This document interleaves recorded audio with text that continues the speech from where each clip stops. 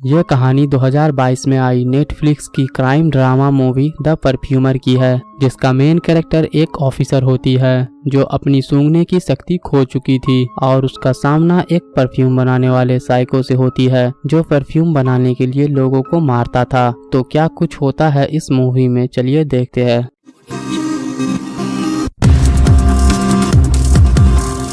Movie के start में इस कहानी की मेन कैरेक्टर सन्नी अपने बेटे को अपनी कहानी सुना रही होती है और हम एक लड़की को देखते हैं जो अपने न्यू जॉब पर जा रही थी और इसका नाम सन्नी है। तभी सड़क पर खड़ी एक लड़की को लिफ्ट देती है। वो लड़की कहती है कि शहर के लोग घमंडी होते हैं और सन्नी से उसके बारे में पूछती है, जिस पर सन्नी उसे बताती है कि वो पुलिस में है। ये सुनकर उस लड़की की बोलती बंद हो जाती है, जिस पर सन्नी उसे फ्रूट खाने को देती है। वो लड़की बताती है कि फ्रूट बहुत टेस्टी और फ्रेश है। ये सुनकर सन्नी थोड़ा गुस्सा हो जाती है क्योंकि वो सूंघ नहीं सकती थी। उसके बाद सन्नी एक होटल पहुंचती है जहां उसका बॉयफ्रेंड यूरो उसका वेट कर रहा था, जो ऑलरेडी 2 बच्चों का बाप होता है। उसके बाद ये दोनों एक किराए के घर में रहने लगते हैं। सीन शिफ्ट होती है पुलिस स्टेशन में, जहां सभी वेलकम पार्टी कर रहे होते हैं। तभी स्टेशन इंचार्ज टीना सन्नी को बताती है कि तुम दोनों एक साथ अच्छे लगते हो और सारी रात ये सभी एंजॉय करते हैं। अगले दिन सनी को उसके बॉयफ्रेंड के साथ बीच पर बातें करते हुए देखते हैं।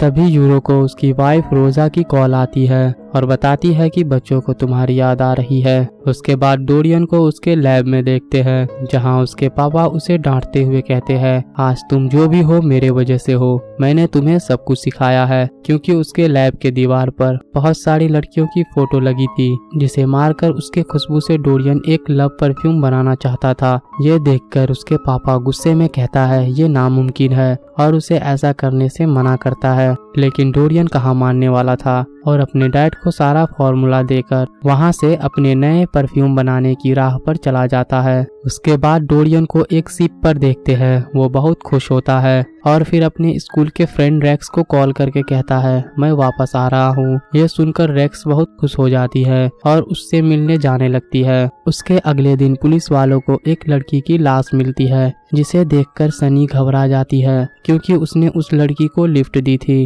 और सभी पुलिस वालों को बताती है कि उसकी हेयर और साइड के प्यूबिक्स को बहुत ही बारीकी से काटा गया है और मुझे नहीं लगता है कि ये कोई सेक्स क्राइम हो सकता है। उसके बाद दिन ब दिन लड़कियों की लाशें मिल रही थी, वो भी एक जैसे घाव के साथ। और इन्वेस्टिगेशन से पता चलता है कि किसी को इंसानी खुशबू और उसके अंदर की फेरोमोन्स चाहिए, जिसके लिए वो इंसानों की चमड़ी और बाल इकट्ठा कर रहे हैं और इस काम को वो एक बंकर में छुपकर कर रहे थे। उसके कुछ दिनों बाद सन्नी बताती है कि हमारा पहला शक रेक्स पर था, लेकिन बहुत दिनों तक पीछा करने पर भी हमें कुछ नहीं मिला। तभी यूरो वहां आकर बताता है कि सबूत न मिलने की वजह से केस क्लोज कर दिया है। ये सुनकर सन्नी गुस्सा हो जाती है, लेकिन हार नहीं मानती। तभी यूरो कहता है कि उसे उसके बच्चों की याद आ रही है और ब्रेकअप करके चला जाता है। इस पर सन्नी उदास रहने लगती है। फिर एक दिन उसके दरवाजे पर उसके पड़ोस का लड़का स्टीफन आता है, जिसे अपने पापा के लिए बियर चाहिए था। कुछ दिनों बाद सन्नी अपना गम भुलाने के लिए फिर से उस केस पर फोकस करने लगती है। उधर डोरियन रेक्स से एक परफ्यूम यूज करने को कहता है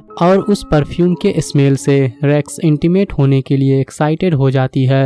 अगले दिन जब सन्नी रेक्स के अड्डे से गुजर रही थी, तभी एक लड़की रेक्स के रूम से रोती हुई बाहर आती है। क्योंकि सन्नी सूंघ नहीं सकती थी, इसीलिए उसे परफ्यूम के बारे में पता नहीं चलता है। और एक दिन यूरो और सन्नी रेक्स के घर के बाहर उस पर नजर रख रहे थे, तभी उसके घर से धुआं निकलती है और रेक्स चिल्लाती है। ये देखकर ये दोनों घर में जाते हैं और रेक्स को अरेस्ट कर लेते हैं, लेकिन डोरियन वहां से भाग जाता है। तभी सन्नी को डोरियन का फॉर्मूला और एक परफ्यूम मिलती है। सन्नी उस परफ्यूम को उठाकर अपने हाथ पर लगाती है, जिससे उसे कुछ महसूस होने लगती है। और तभी यूरो भी वहां आ जाता है और उस परफ्यूम के स्मेल से एक्साइटेड हो जाता है और सन्नी से इंटीमेट होना चाहता है, लेकिन सन्नी उसे रोक देती है। और यहाँ पता चलता है कि डोरियन ने लव परफ्यूम की जगह लस्ट परफ्यूम बना दिया है, जिसे सूंघने पर कोई भी लस्टी होकर इंटीमेट होना चाहेगा। ये देखकर सन्नी उस परफ्यूम को अपने पास रख लेती है। उधर डोरियन को जंगल में रोते हुए देखते हैं, जो उस परफ्यूम को अपना फेलियर बताता है, क्योंकि वो लव परफ्यूम बनाना चाहता था ताकि लोग उसे लाइक करे। सीन शिफ्ट होती है पुलिस स्टेशन में, जहाँ रेक्स डोरियन के बारे में बताती है और उसका एक स्केच बनवाती है। उसके बाद सन्नी अपने घर जाने के लिए कार में बैठती है। तभी यूरो भी वहाँ आता है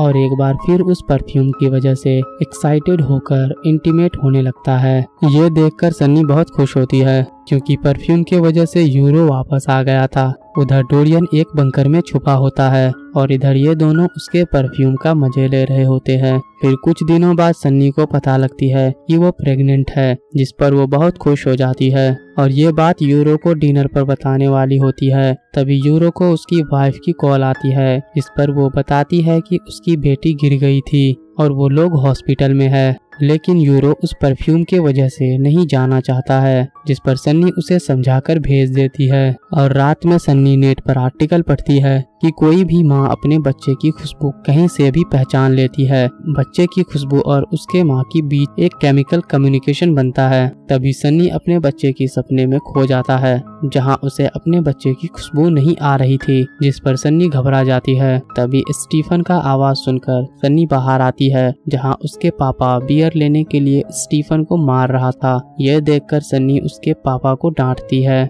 उसके बाद देखते हैं सन्नी फिर से अपने बच्चे के बारे में सोचकर डरने लगती है। इसीलिए वो डोरियन को ढूंढते हुए उसी बंकर में जाती है, जहाँ डोरियन सो रहा होता है और जख्मी भी होता है। फिर सन्नी उसका मरहम पट्टी करती है और डोरियन उसे सूंघकर बताता है कि तुमने मेरा परफ्यूम लगाया है, जो सिर्फ सेक्स के लिए है, नॉट फॉर लव। और कहता है तुम्हारी खुशबू किसी मोती जैसी है। सैम उससे डील करती है कि मुझे खुशबू के बारे में सिखाओ और मैं तुम्हें अरेस्ट नहीं करूंगी। डोरियन मान जाता है और परफ्यूम बनाने के लिए कुछ सामान लाने को कहता है। उसके बाद सनी उसे सामान लाकर देती है। सनी को मार्केट में एक परफ्यूम मिलती है, जिसे सूंघने पर लोगों की सूंघने की शक्ति चली जाती है, जिसे वो फ्यूचर में डोरियन पर इस्तेमाल करने वाली है। डोरियन फिर से परफ्यूम बनाने लगता है। अगली सुबह डोरियन खाना खा रहा होता है, तभी सन्नी भी वहां आ जाती है और डोरियन उसे सूंघकर उसकी प्रेगनेंसी के बारे में बता देता है और 5 बेसिक खुशबू की बॉक्स उसे देता है और कहता है दुनिया की सारी खुशबू इन्हीं 5 खुशबुओं से मिलकर बनती है। डोरियन उसे रोज सुबह शाम सूंघने को कहता है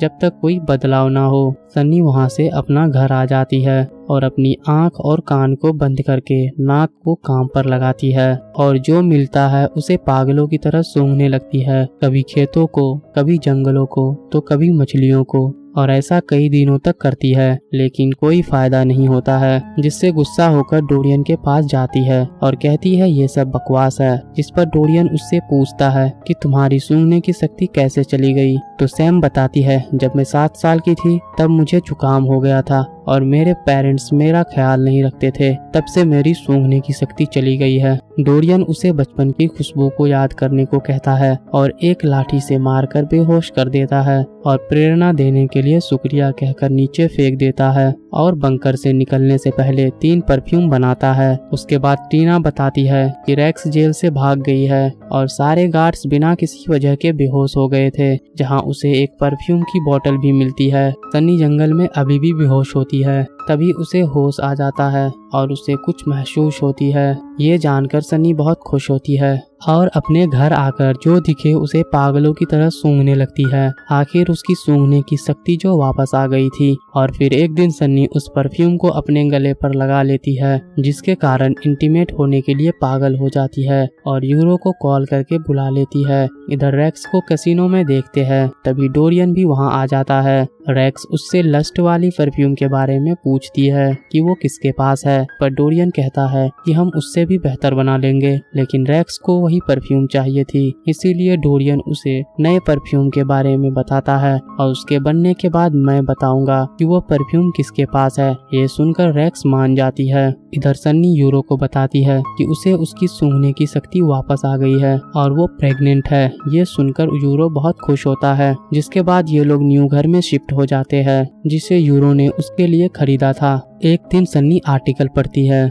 कि फिर से मर्डर होने लगा है, जिस पर सन्नी डोरियन के पापा से अपॉइंटमेंट लेने के लिए कॉल करती है। तभी वहाँ यूरो की वाइफ और बच्चे आ जाते हैं। ये देखकर सन्नी गुस्सा होकर रूम चली जाती है और वही परफ्यूम लगाकर गेट पर खड़ी हो जाती है। ये देखकर यूरो उससे बात करने आता है, लेकिन उस परफ्यूम के कारण सन्नी के साथ इंटीमेट होने लगता है। उसके बाद देखते हैं सन्नी डोरियन के पापा से बात कर रही होती है। डोरियन के पापा बताते हैं कि डोरियन जब पैदा हुआ था वो बहुत बदबूदार था, जिस वजह से लोग उसे पसंद नहीं करते थे। यहाँ तक कि उसकी माँ भी उसको पसंद नहीं करती थी और इन्हीं सब वजहों से डोरियन एक दिन अचानक इंसानी खुशबू बनाने की सोचता है और इस काम में रेक्स नाम की एक लड़की उसका साथ देती है, जो उसके ही स्कूल में सीनियर थी और उसे भी कोई पसंद नहीं करता था। अफ्रीका के चर्च वालों ने मेरे पास एक छोटा सा चिंपैंजी भेजा था, जिसे उन दोनों ने परफ्यूम बनाने के लिए मार दिया। उसके लिए उसे सजा भी मिली, लेकिन कोई भी उसे रोक नहीं पाया। उसके बाद डोरियन बारिश में भीग रहा था,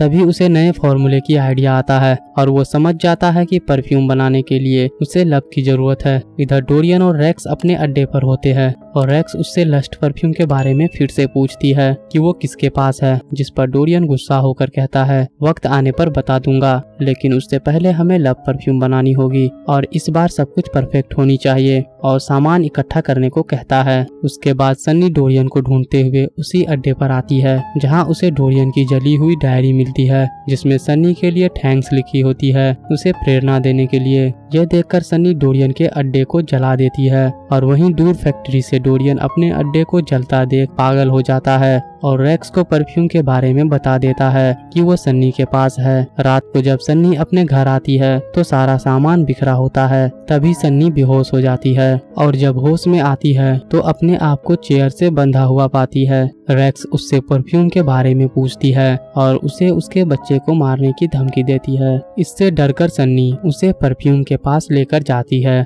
और परफ्यूम निकालकर उसके सामने तोड़ देती है और अपना नोज कपड़े से ढक लेती है, लेकिन रेक्स परफ्यूम के स्मेल से इंटीमेट होने के लिए बौखला जाती है और घर से बाहर जाने लगती है। तभी रास्ते पर उसे कुछ लड़के घेर लेते हैं और उस परफ्यूम की वजह से सभी लस्टी हो जाते हैं और रेक्स के साथ बुरी तरह से इंटीमेट होने लगते हैं, जिसके वजह से रेक्स की मौत हो जाती है। अगले सुबह इंस्पेक्टर टीना को देखते हैं, जो सन्नी के घर में छानबीन कर रही होती है। तभी सन्नी की नींद खुलती है और टीना बताती है कि तुम्हारे घर के आगे हमें 1 लीटर खून और स्टील प्लेट मिली है, जो रेक्स की थी। उसके बाद टीना यूरो के पास जाती है, जहाँ यूरो के नोज से ब्लीडिंग हो रही थी, जो परफ्यूम के साइड इफेक्ट के कारण हुआ था। ये देखकर टीना पूछती है तुमने कोई ड्रग ली है क्या? सन्नी भी अजीब बर्ताव कर रही है और बताती है तुम्हारे 2 बच्चे हैं, इसलिए तुम दोनों एक साथ नहीं रह सकते। सन्नी भी ये सब सुन रही थी, जिसके कारण रात में सन्नी डिनर पर यूरो से ब्रेकअप कर लेती है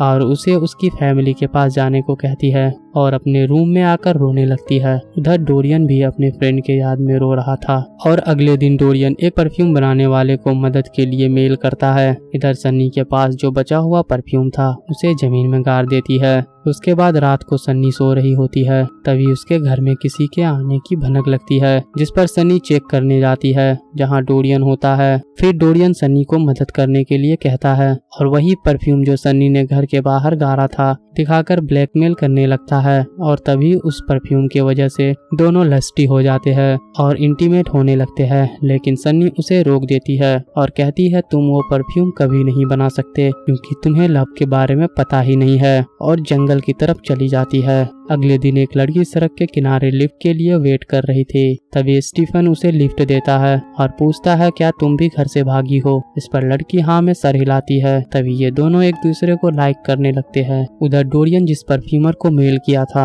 वो डोरियन के फॉर्मूले को देखता है और डोरियन से मोती के बारे में पूछते हुए एक मशीन दिखाता है जो इंसानों को बिना मारे ही उसके शरीर से इंसानी खुशबू को निचोड़ कर निकाल लेता है, जिस पर डोरियन बताता है कि रेक्स की मौत के बाद उसे डरावने ख्याल आने लगे हैं, जिस पर परफ्यूमर उसे एक परफ्यूम वाली गांजा देता है, जिसे पीने से सूंघने की शक्ति 1000 गुना बढ़ जाती है, जिसे पीकर ये दोनों मस्त मगन हो जाते हैं। इधर सन्नी जंगल में सोकर उठती है और भागकर अपने घर जाने लगती है। डोरियन को मोती के बारे में ज्यादा कुछ पता नहीं होता है, इसीलिए परफ्यूमर डोरियन की मदद करने से मना कर देता है। यह देखकर डोरियन पागल हो जाता है और अपने ऊपर इंक डाल लेता है, उस फॉर्मूले को भी फाड़ देता है। इधर सनी डोरियन के बारे में सोच रही होती है, तभी स्टीफन का मैसेज आता है कि कुछ रात वो गर्लफ्रेंड के साथ उसके घर पर रहना चाहता है। अगले दिन सनी अपने घर आती है और स्टीफन को देखने तबेले में जाती है, लेकिन वहाँ स्टीफन और उसकी गर्लफ्रेंड की कपड़े के साथ डोरियन का खत होता है।